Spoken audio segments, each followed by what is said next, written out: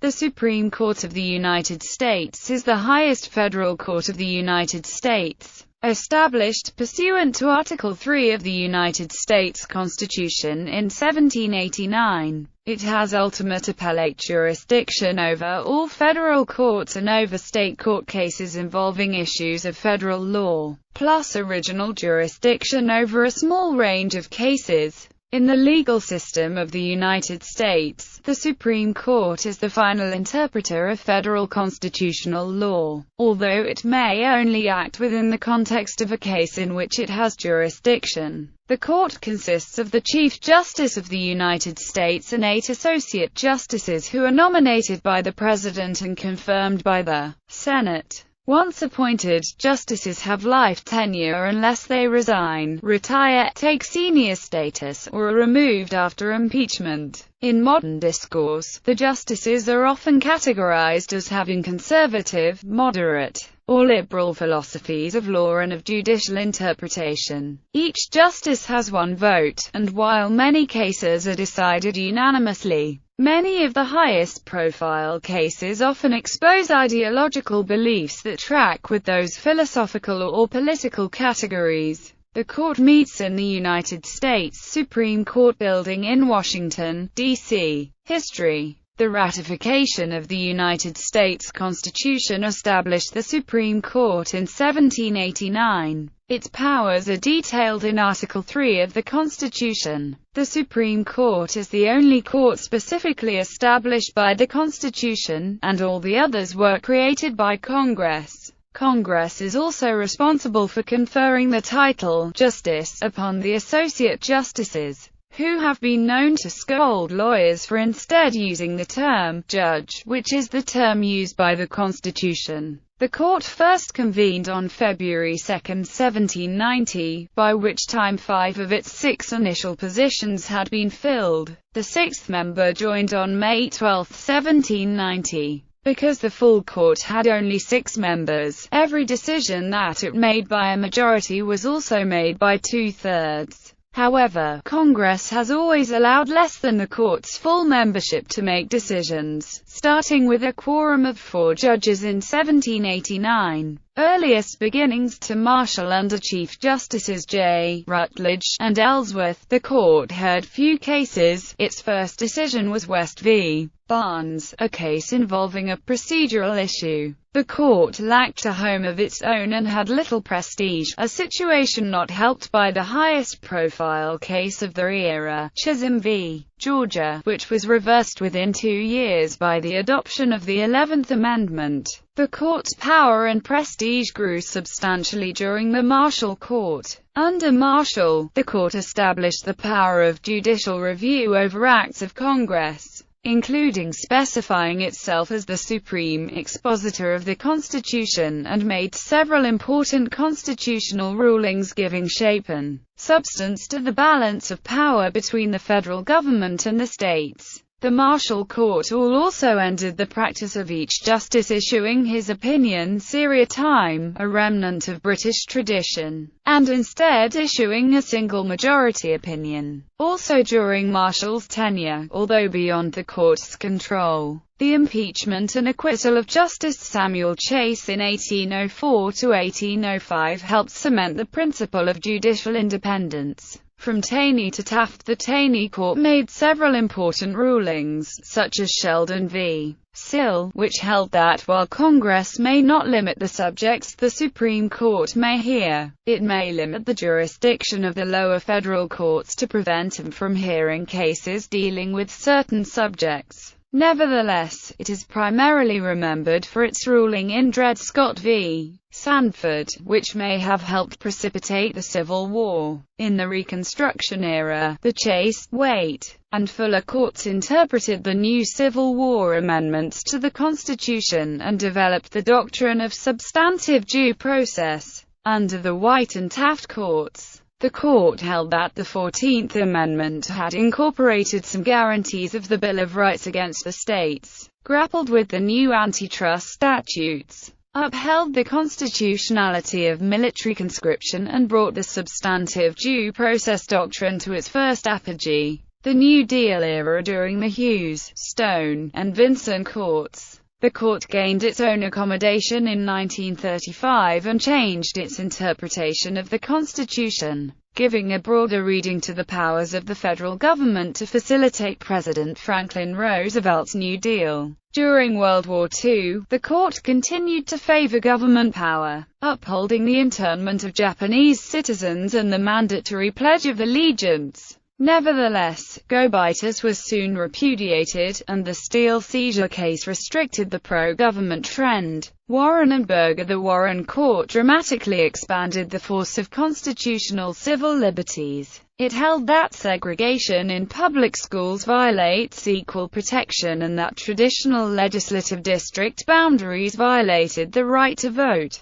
It created a general right to privacy, limited the role of religion in public school, incorporated most guarantees of the Bill of Rights against the states, prominently Mapp v. Ohio and Gideon v. Wainwright, and required that criminal suspects be apprised of all these rights by police. At the same time, however, the court limited defamation suits by public figures and supplied the government with an unbroken run of antitrust victories. The Burger Court expanded Griswold's right to privacy to strike down abortion laws, but divided deeply on affirmative action and campaign finance regulation, and dithered on the death penalty, ruling first that most applications were defective, then that the death penalty itself was not unconstitutional. Rehnquist and Roberts. The Rehnquist Court was noted for its revival of judicial enforcement of federalism, emphasizing the limits of the Constitution's affirmative grants of power and the force of its restrictions on those powers. It struck down single-sex state schools as a violation of equal protection, laws against sodomy as violations of substantive due process, and the line-item veto, but upheld school vouchers and reaffirmed Roe's restrictions on abortion laws.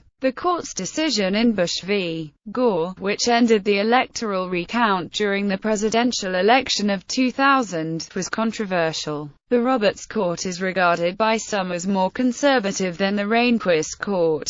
Some of its major rulings have concerned federal preemption, civil procedure, abortion, climate change, same-sex marriage, and the Bill of Rights, prominently Citizens United v. Federal Election Commission, Heller MacDonald, and Bays v. Reese. Composition. Size of the court. Article 3 of the United States Constitution leaves it to Congress to fix the number of justices. The Judiciary Act of 1789 called for the appointment of 6 justices, and as the nation's boundaries grew, Congress added justices to correspond with the growing number of judicial circuits. 7 in 1807, 9 in 1837, and 10 in 1863. In 1866, at the behest of Chief Justice Chase, Congress passed an act providing that the next 3 justices to retire would not be replaced, which would thin the bench to 7 justices by attrition. Consequently, 1 seat was removed in 1866 and a second in 1867. In 1869, however, the Circuit Judges Act returned the number of justices to 9, where it has since remained.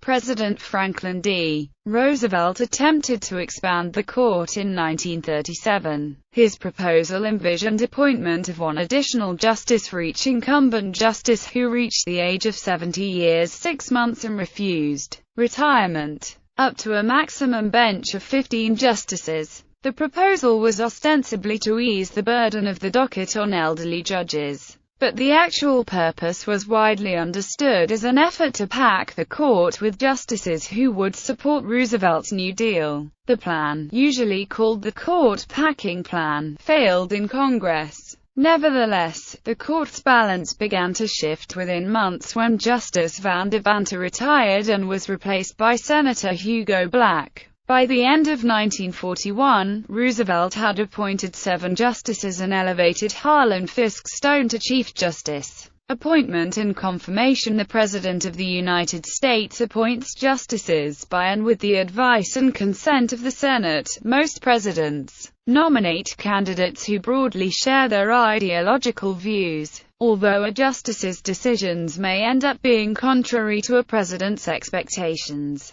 Because the Constitution sets no qualifications for service as a justice, a president may nominate anyone to serve, subject to Senate confirmation. In modern times, the confirmation process has attracted considerable attention from the press and advocacy groups, which lobby senators to confirm or to reject a nominee depending on whether their track record aligns with the group's views. The Senate Judiciary Committee conducts hearings and votes on whether the nomination should go to the full Senate with a positive, negative or neutral report. The committee's practice of personally interviewing nominees is relatively recent. The first nominee to appear before the committee was Harlan Fiskstone in 1925, who sought to quell concerns about his links to Wall Street, and the modern practice of questioning began with John Marshall Harlan II in 1955. Once the committee reports out the nomination, the full Senate considers it. Rejections are relatively uncommon. The Senate has explicitly rejected 12 Supreme Court nominees, most recently Robert Bork in 1987. Nevertheless, not every nominee has received a floor vote in the Senate.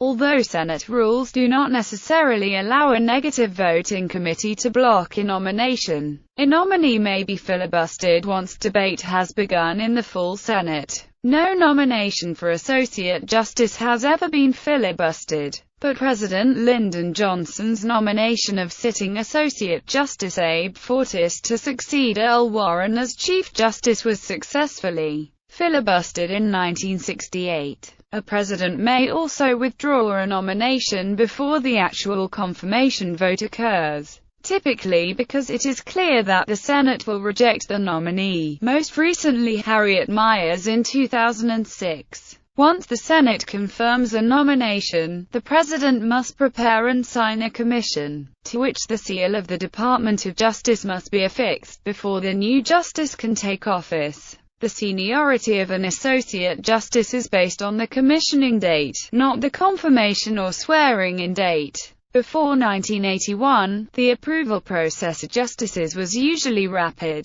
From the Truman through Nixon administrations, justices were typically approved within 1 month. From the Reagan administration to the present, however, the process has taken much longer. Some believe this is because Congress sees justices as playing a more political role than in the past. Recess appointments. When the Senate is in recess, a president may make temporary appointments to fill vacancies. Recess appointees hold office only until the end of the next Senate session. The Senate must confirm the nominee for them to continue serving. Of the 2 Chief Justices and 6 Associate Justices who have received recess appointments, only Chief Justice John Rutledge was not subsequently confirmed. No president since Dwight D. Eisenhower has made a recess appointment to the court, and the practice has become rare and controversial even in lower federal courts. In 1960, after Eisenhower had made 3 such appointments, the Senate passed a sense of the Senate resolution that recess appointments to the court should only be made in unusual circumstances. Such resolutions are not legally binding but are an expression of Congress's views in the hope of guiding executive action. Tenure. The Constitution provides that justices shall hold their offices during good behavior. The term good behavior is understood to mean justices may serve for the remainder of their lives, unless they are impeached and convicted by Congress, resign or retire. Only 1 justice has been impeached by the House of Representatives, but he was acquitted in the Senate. Moves to impeach sitting justices have occurred more recently, but they did not reach a vote in the House. No mechanism exists for removing a justice who is permanently incapacitated by illness or injury, but unable to resign. Because justices have indefinite tenure, timing of vacancies can be unpredictable. Sometimes vacancies arise in quick succession, as in the early 1970s when Lewis Franklin Powell, Jr., and William Rehnquist were nominated to replace Hugo Black and John Marshall Harlan II, who retired within a week of each other. Sometimes a great length of time passes between nominations. such as the 11 years between Stephen Breyer's nomination in 1994 to succeed Harry Blackman and the nomination of John Roberts in 2005 to fill the seat of Sandra Day O'Connor. Despite the variability, all but 4 presidents have been able to appoint at least one justice. William Henry Harrison died a month after taking office, though his successor made an appointment during that presidential term. Likewise, Zachary Taylor died early in his term, but his successor also made a Supreme Court nomination before the end of that term. Andrew Johnson, who became president after the assassination of Abraham Lincoln, was denied the opportunity to appoint a justice by a reduction in the size of the court. Jimmy Carter is the only president to complete at least one term in office without making a nomination to the court during his presidency. 3 presidents have appointed justices who collectively served more than 100 years: Franklin D. Roosevelt, Andrew Jackson and Abraham Lincoln.